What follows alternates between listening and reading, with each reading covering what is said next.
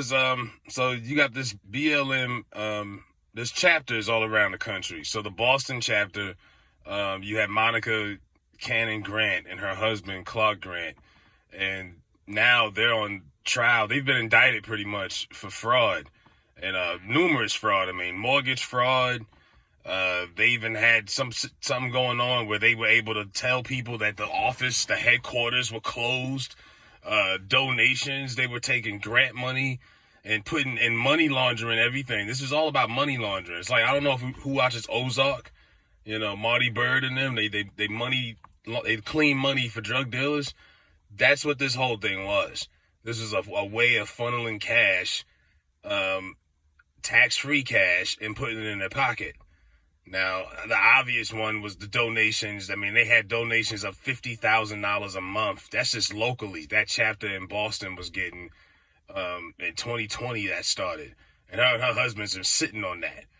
They were basically broke. And they break it all the way down in the article. At one point, her and her husband respectfully had like $1.21 and $21 in another checking account. This was the come up for her and her husband. They break down all of their transactions. They had a donation given to them for $3,000. Next thing you know, they went on a trip out of town. Like, you can't make this stuff up. Like, civil rights has become business. And it's like that turning point for this generation was probably when Trayvon Martin got killed, 2013. Then the Mike Brown kid in Ferguson in 2014. Sandra Bland, all of these names, all of this kind of it became iconic on social media.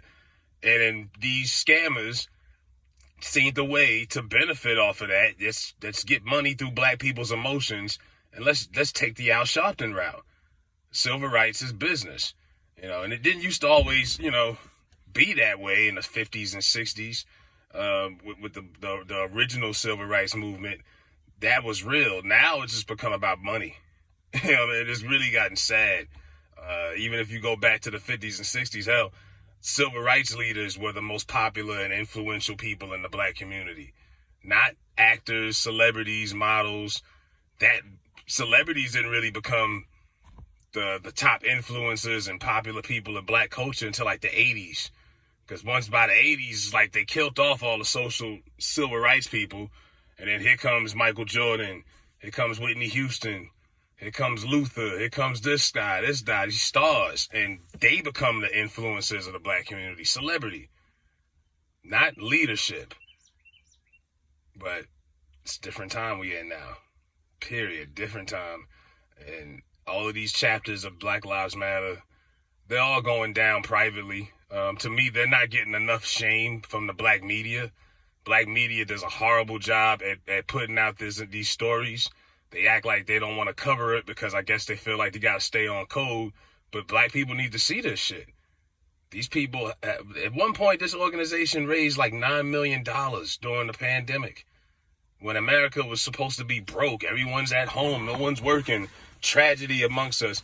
This organization racked up. Now, the smart ones took their money and they left.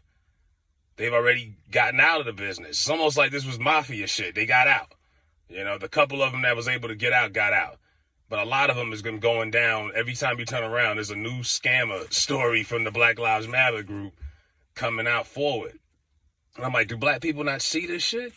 So if you want to know what happened to your money and what happened because you bought all your shirts and you got your wristbands and all your memorabilia, somebody pocketed that.